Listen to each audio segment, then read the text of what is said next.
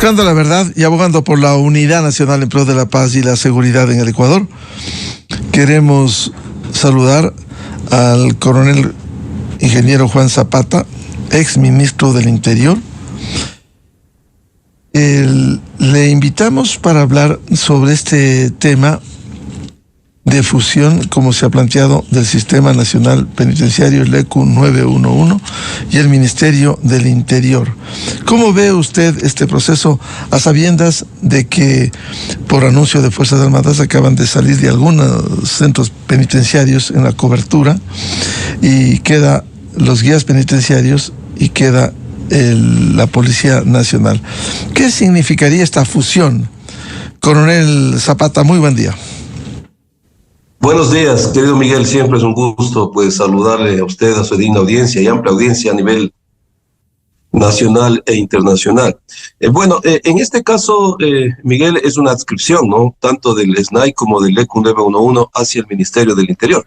Y aquí pues, debemos hablar en dos temas, ¿no? El primero, en el tema del SNAI. Considero que los argumentos en el caso del SNAI pues justifican por sí mismo no digamos tanto la adscripción, sino una reingeniería de procesos en esta institución, empezando desde cero, porque el SNAI tenía dos competencias fundamentales que les daba la norma, ¿no? El primero, Miguel, era la rehabilitación social, que nunca ha existido, y el segundo, el control de cárceles, que tampoco han existido, y quizás con este dato, pues la ciudadanía se va a dar absolutamente cuenta de lo que estoy diciendo. Del 20 al 23, mi querido Miguel, se tuvieron en cárceles 53 eventos adversos, digamos, de estos amotinamientos, que nos dieron un resultado fatal de 581 muertes violentas. Entonces, bajo estos dos parámetros, claro está que el SNAI no cumplió con la competencia y con el objetivo. Entonces, ¿qué es lo que ocurría cuando nosotros, o yo estuve al frente del Ministerio del Interior? Existía un evento ya de alteración del orden y tenía que entrar la policía y el ejército a retomar el control. Y una vez retomado ese control, se entregaba al SNAI, pasaba un tiempo y nuevamente teníamos que estar con personal tanto adentro como afuera. Entonces, eso justifica por sí solo. El gran reto aquí, mi querido Miguel, el gran reto es obviamente para el ministro del Interior, porque el estar al cargo de una cartera tan importante como es el Ministerio del Interior, en los peores momentos de inseguridad del país, con 21 GDOs que están atacando por todo lado, hoy tenemos no solamente delincuencia común, el país ya sabe que enfrentamos crimen organizado, existen actores de la criminalidad que de acuerdo al decreto 111 son estos 21 GDOs, y existen tipos de criminalidad, de crimen organizado, no solamente es narcotráfico, por lo tanto es minería ilegal, es tráfico de armas, municiones, explosivos, son delitos conexos o delitos de oportunidad como son las vacunas y los secuestros extorsivos, tenemos el tráfico de personas, lavado de activos. Entonces, enfrentar todo eso, el gran reto para el ministro es en qué momento va a tener él, digamos, el tiempo para poder dedicarse a otra área tan sensible como es el SNAI, ¿no? Entonces, quizás por ahí viene el reto, vuelvo a insistir, mi querido Miguel, porque quienes vivimos y estuvimos en los zapatos del Ministerio del Interior sabemos lo difícil y el tiempo muchas veces es corto para todas las responsabilidades que como ministro de Interior se tiene que enfrentar en temas de inseguridad por el Ecuador, ¿no? Coronel Zapata, es verdad que a través de los años resultó solo una etiqueta la rehabilitación social. Sin embargo, siendo este un problema permanente, ¿cómo lograr? Se ha hablado también del fortalecimiento del sistema penitenciario y eso ha sido difícil. Sin la colaboración de la policía y de Fuerzas Armadas resulta muy complejo el control de los centros penitenciarios. ¿Qué hacer en ese sentido? Miguel, nosotros ya se venía hablando desde hace algunos años el tema del SNAI, y quizás lo que ha hablado el mismo ministro Reinberg es una decisión absolutamente válida, ¿no? El tratar de incorporar a 10.000 ex militares y policías para que puedan formar parte del SNAI, porque en este caso ya no tendríamos curva de aprendizaje, porque obviamente un policía y un militar ya tienen el tema de manejo de armas, ya tienen manejos de inteligencia, de contrainteligencia, de control de disturbios. Ahí viene otro reto, mi querido Miguel. Usted sabe, y quizás los que hemos venido de estas áreas, cuando, por ejemplo, nosotros estábamos en la policía activa, las bajas en el año no bordeaban las 800, 900 policías que querían retirarse cuando cumplían ya con todos sus requisitos, ¿sí? Los 20 años, los que estaban ya para 20 años. Pero hoy eso, y lo hemos hablado, el tema emocional en la policía y en Fuerzas Armadas es muy complejo por los niveles de violencia. Atrás de un uniforme hay un ser humano que tiene familia, y hoy estamos viendo que cumplen 20 años y los promedios entre que se quieren ir entre 4.000 y 5.000 policías. Entonces el reto es el poder, y ojalá se pueda conseguir, porque quienes queremos a este país, pues queremos que le vaya bien, obviamente en temas de seguridad. Ojalá se pueda conseguir 10.000 policías y militares que nuevamente quieran volver a una actividad de riesgo como es el sistema carcelario. Ese quizás le veo ahí, porque usted lo decía, Miguel, hemos escuchado que ya 8 cárceles están dejando de pasar de control de Fuerzas Armadas a policía. La policía hoy por hoy, con estos niveles de incremento de bajas que se están viendo año a año, que a la policía inclusive le ha costado hoy poner cupos para quienes quieren retirarse por la cantidad de personas que una necesidad absolutamente válida y una decisión válida lo están haciendo, cumpliendo ya sus requisitos para salir, es que quieran volver a niveles de riesgo, ¿no? Dios quiera se pueda conseguir. Esa es una muy buena opción, porque vuelvo a insistir, mi querido Miguel, ya ahí ya no tendríamos curva de aprendizaje, porque obviamente ya es personal calificado, ¿no?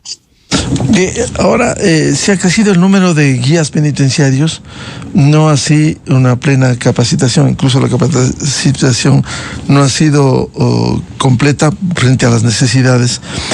¿Cómo lograr un sistema en donde muy difícilmente se pueda lograr que penetre la corrupción? Lastimosamente, ese es otro tema, Miguel. El crimen organizado tiene una de esas características, ¿no? El cooptar instituciones. Y el SNAI, aquí podemos quedarnos todo el día, Miguel, en temas que hemos visto donde lastimosamente algunos funcionarios del SNAI lastimosamente fueron captados por crimen organizado, y ahí están esas eventualidades que hemos visto, inclusive de fugas de grandes cabecillas, de el mismo ingreso de armas, no solamente del SNAI, sino también algunos uniformados que han caído en manos del crimen organizado. Por lo tanto, vuelvo a insistir, el gran reto, y ojalá se pueda cumplir, es estos 10.000 policías y militares en servicio pasivo que pudiesen formar esta unidad, que con similares características a Policía o Fuerzas Armadas puedan asumir el control de cárceles. La rehabilitación ya es un tema absoluto más técnico, porque cuidado cometamos el error, mi querido Miguel, la policía hoy por hoy, con el número de brazo operativo que tiene, inclusive le falta personal para poder cumplir las innumerables responsabilidades que por los niveles de violencia están enfrentando. Cuando yo fui ministro teníamos pedidos de policías a fiscalía, a judicatura, a universidades, a escuelas, a alcaldes, a prefectos, porque todo termina en policía, y la policía no tiene un número, digamos, infinito de personal, es un número finito que además de tener presencia en diferentes ámbitos, pues el número que hoy por hoy cuenta la Policía Nacional es muy reducido como para poderse hacerse cargo más de cárceles. Por lo tanto, tiene que haber otro personal que no afecte la parte operativa de la policía. Miren, si no hubiésemos generado las graduaciones masivas, Miguel, que se hicieron especialmente en el año 2023, hubiese sido muy difícil para la policía hoy tener un brazo operativo que tenga que enfrentar las necesidades que se van presentando, ¿no? Ahora, el tema de personal siendo necesidad en Policía Nacional, en Fuerzas Armadas, en el sistema penitenciario, no solo el número, sino la capacitación. ¿Cómo lograr guías penitenciarios que garanticen de alguna manera, al menos el control al interior de los centros penitenciarios? Miguel, cuando nosotros llamábamos al reclutamiento de policías, usted sabe que inclusive algunos GDOs querían infiltrar integrantes suyos a la Policía Nacional, y ahí se hizo un plan que la policía ya tiene la experiencia, un plan muy bien estructurado en tema de pruebas de confianza, ¿no?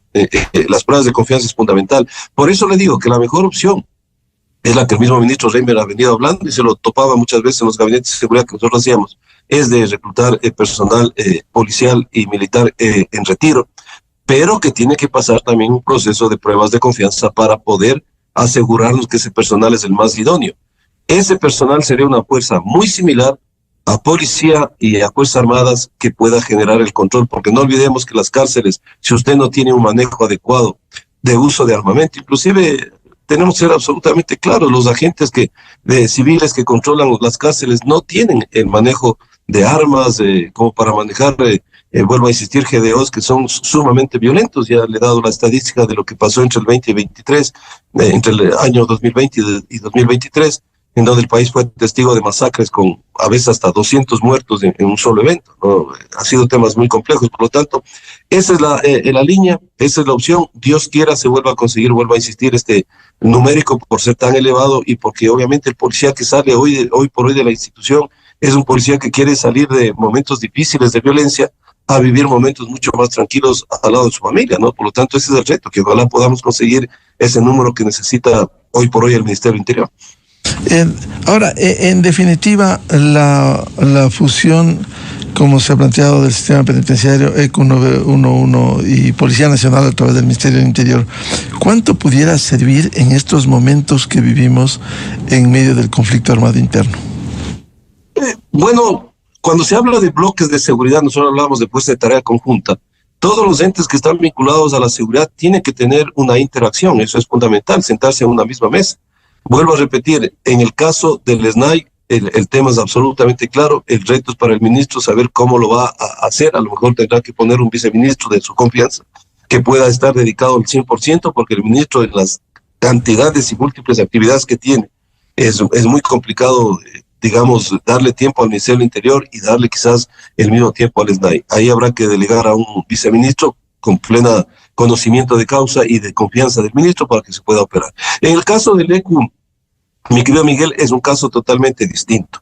Creo que para nadie en el país es desconocido que el ECU en los temas de los levantamientos indígenas, y lo digo porque yo fui director de esa institución, tuve el honor de servirle por varios años, en el tema del terremoto, en el tema de la pandemia, el ECU, conjuntamente con el Ministerio de Salud, lideramos la pandemia y fui presidente del COE Nacional. Por lo tanto, creo que el país sabe que el ECU es una institución fundamental en la articulación de las emergencias. En el caso del ECU no hay problema porque el ECU se maneja ya por protocolos. El ECU ha sido un referente regional de OEA, que la logística depende de la eficacia o no de una articulación de emergencia.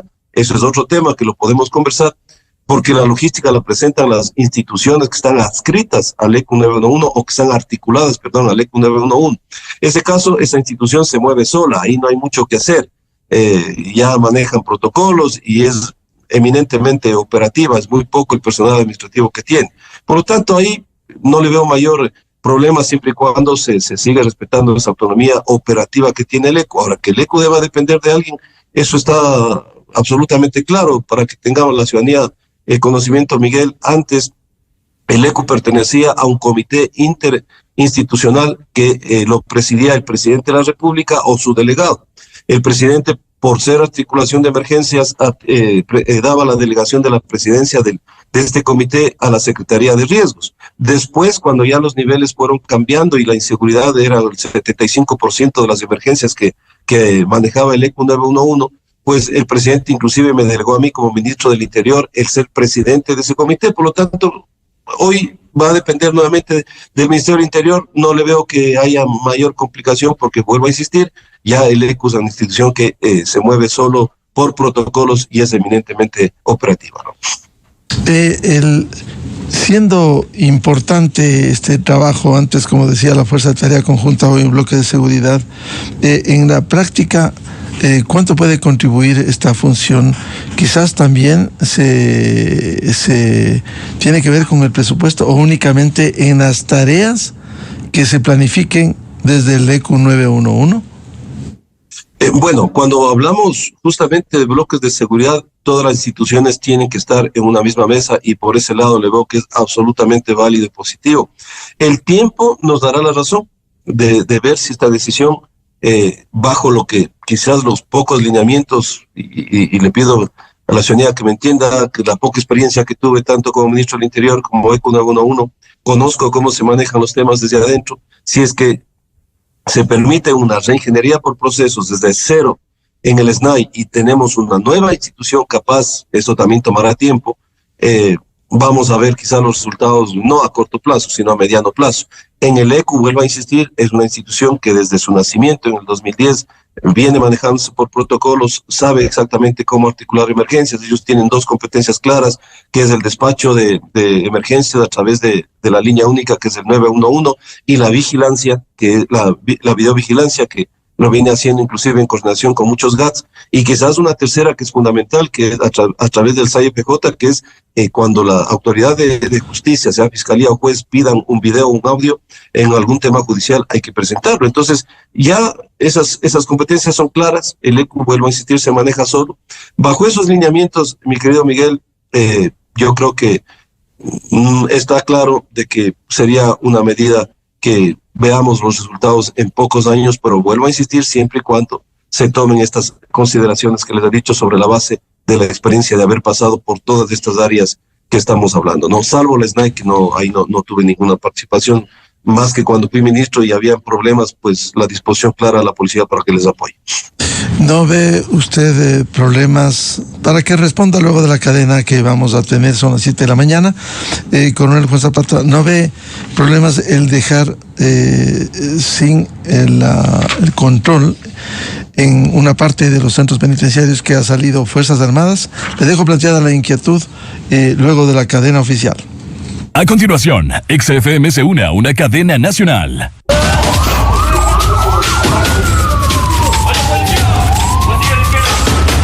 El Ecuador se construye garantizando la seguridad de los ecuatorianos. Del 4 al 10 de agosto, son más de 266 detenidos por distintos delitos a escala nacional. Estamos atacando a los grupos delictivos que en la historia no lo ha hecho nadie. Los pasados gobiernos lo que hicieron fue más bien permitir que estos grupos delictivos vayan creciendo. Con la ejecución de varios operativos de seguridad, se logró la captura de 19 delincuentes, quienes tenían en su posesión drogas, armas, municiones y vehículos robados. Estas operaciones están logrando afectar las estructuras criminales de Los Tiguerones, Lagartos y Águilas. Con un trabajo coordinado de la Policía Nacional, se pudo liberar a 6 personas quienes se encontraban secuestradas, entre ellos 3 menores de edad. 4 personas fueron detenidas por este delito. Una banda de microtraficantes fue desarticulada en El Oro, quienes tenían en su posesión armamento ilegal, incluido explosivos, drogas y municiones. El compromiso del bloque de seguridad es detener a las mafias en cualquier lugar en que se encuentren. Con la seguridad de los ecuatorianos no se juega. Esta fue una cadena nacional. La revista de opinión Democracia, buscando la verdad en todas partes. 7:02 en el territorio continental ecuatoriano. Diálogo en la revista de Opinión Democracia con el exministro del Interior, el coronel ingeniero Juan Zapata. Él decía, ¿qué va a pasar en los centros penitenciarios que han sido un foco de violencia durante los últimos años? De salir Fuerzas Armadas y quedar solo el sistema de guías penitenciarios y también la colaboración evidentemente de la Policía Nacional. Bueno, querido Miguel, como hemos podido ver, una vez que ha estado las Fuerzas Armadas, se han minimizado mucho los actos violentos que existieron en los centros penitenciarios, lo cual da la importancia de tener una institución. Ahora, la pregunta era hasta cuándo debía estar Fuerzas Armadas, porque no es su competencia. Obviamente hoy se está basando a un decreto del conflicto armado no internacional. Sin embargo, yo le vería problema si es que se afecta la operatividad de la Policía Nacional. La policía, con los hombres que tiene para sus 3 subsistemas, le vuelvo a insistir, inclusive ya tiene un déficit de personal. Esperemos que esta presencia policial en los centros carcelarios sea temporal, hasta cuando obviamente se pueda contar con esta fuerza que lo hemos venido conversando, para no afectar la operatividad.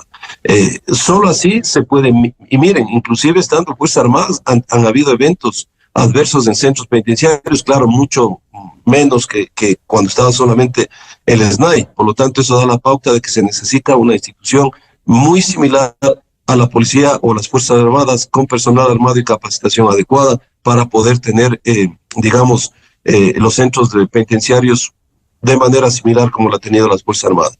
Lo que sí vuelvo a insistir, Miguel, es cuidado, se descuide la parte operativa de la policía, porque hay que aplaudir de pie a la institución que con lo poco que tiene enfrenta tantas aristas frente a la inseguridad del Ecuador, y quizás llevar otro personal de lo poco que tiene la policía a centros penitenciarios sería muy complejo. Por eso vuelvo a insistir, la idea de los 10.000 policías y militares retirados creo que es el camino viable para poder manejar, mantener el control y después iniciar ya la otra competencia que tiene la SNAI, como es la rehabilitación social.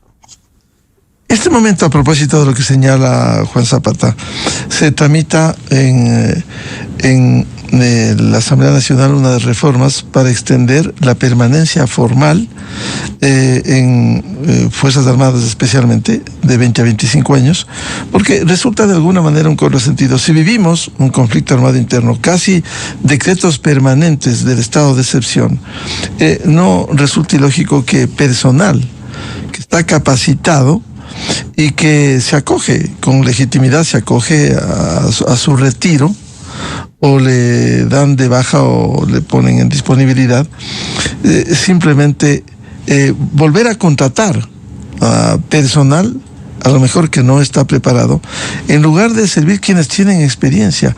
¿Cómo lograr, al menos en este momento del conflicto armado interno, que no se debiliten las instituciones con la salida de personal calificado, coronel? Miguel, esa es una consulta que tiene bastantes argumentación. Quizás lo mismo está pasando con la Policía Nacional, pero no va por el tema operativo, va por el tema de los, digamos, de las evaluaciones actuariales que han tenido el ISPOL y el ISPA. Está muy complicado por lo mismo que le estaba diciendo, Miguel. Al tener usted, digamos, un aumento exponencial en las bajas, complica el tema de la cesantía, e inclusive especialmente de la cesantía en la Policía Nacional, y por eso se está tratando de aumentar 5 años más. Son estudios que lo venía haciendo la Policía Nacional, inclusive me lo presentaron cuando yo fui ministro, porque ya venía esta necesidad y digamos esta preocupación de que se podía afectar la cesantía por esta salida masiva de personal. Entonces quizás este tema va por ahí.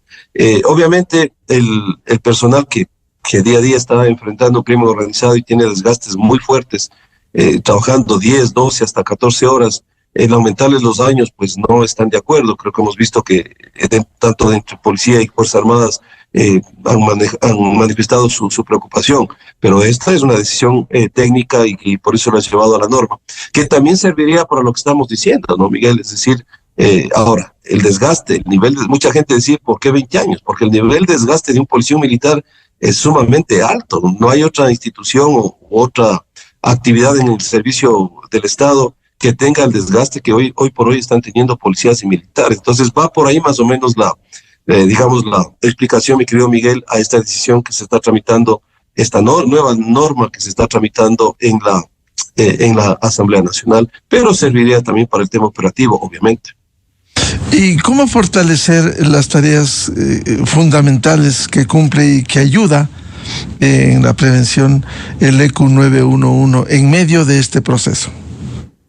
Bueno, ahí es fundamental, Miguel, lo hemos venido diciendo hace algún tiempo, es ya dotarle al ECU 911 de una nueva plataforma que le permita la operatividad, ya sea en adquisición total o en un leasing, que son proyectos que el ECU ya lo tiene, sino que son proyectos, presupuestos sumamente altos, ¿no? De acuerdo a lo que se venía trabajando, Miguel, y dependiendo de la tecnología que se le quiera implementar, porque ahora tenemos inteligencia artificial que puede apoyar muchísimo las labores del ECU y eso aumenta el costo del proyecto.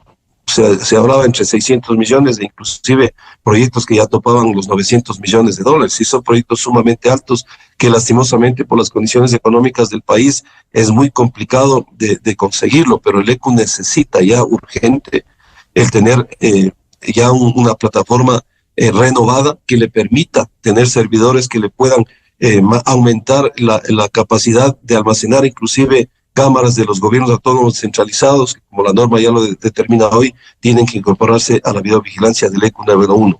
Bajo esa línea, pues la institución se verá mucho más eficiente, obviamente con respuestas mucho más rápidas y sobre todo con una atención, porque en emergencias, Miguel, un segundo es la diferencia entre la vida y la muerte de un ser humano. Quizás por ahí viene el tema del ECU 911, en que ya es vital y fundamental que esa plataforma pues sea renovada, porque ha venido operando como nació desde hace varios años y que necesita, y le digo, desde cuando yo me hice cargo del ECU en el 2019, ya veníamos trabajando en este proyecto porque ya la necesidad técnica pues está a la vista, ¿no? Ahora, ¿son solo equipos o también se requiere mayor personal para hacer un trabajo a nivel nacional, que es lo que hace el ECU 911?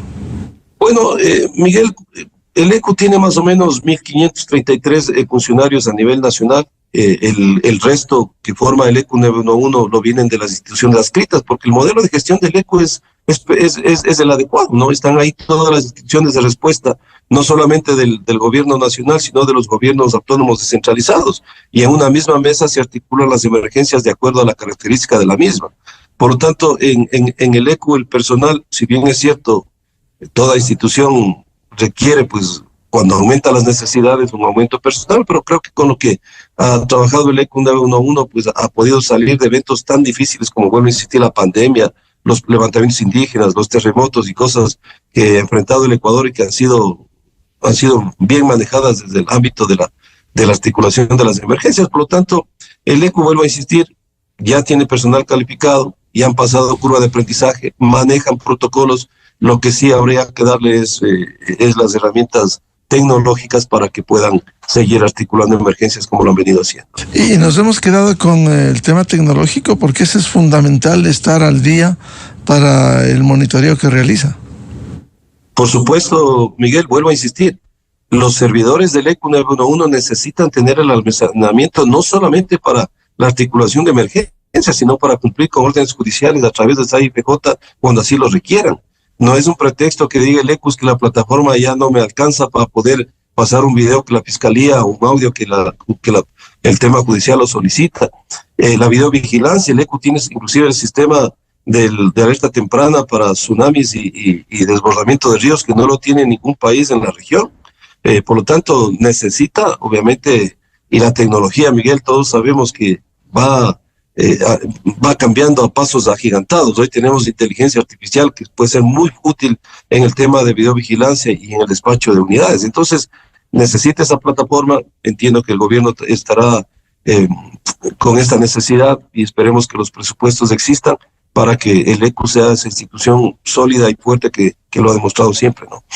En resumen, Coronel Zapata, es fundamental avanzar no solo en esta fusión, como es Sistema Penitenciario ECU 911 y Ministerio del Interior, también dotar de presupuesto, nueva tecnología, una renovación que esté acorde cuando el Ecuador vive este conflicto armado interno.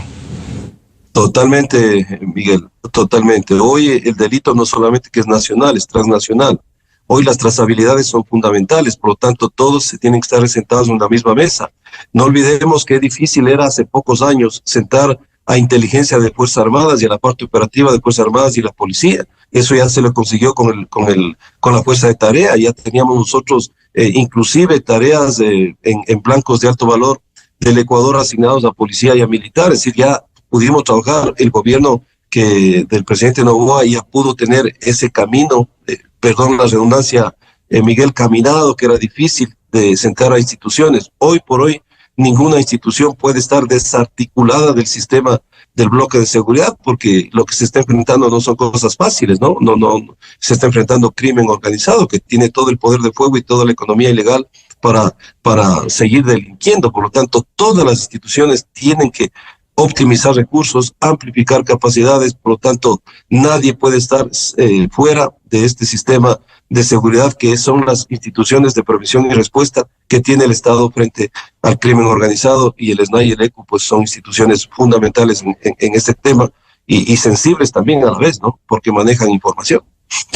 Bien, muchas gracias como siempre la atención al coronel ingeniero Juan Zapata, exministro del Interior, para hablar sobre las tareas que cumple el ECU 911, Ministerio del Interior, y esta función con el sistema penitenciario.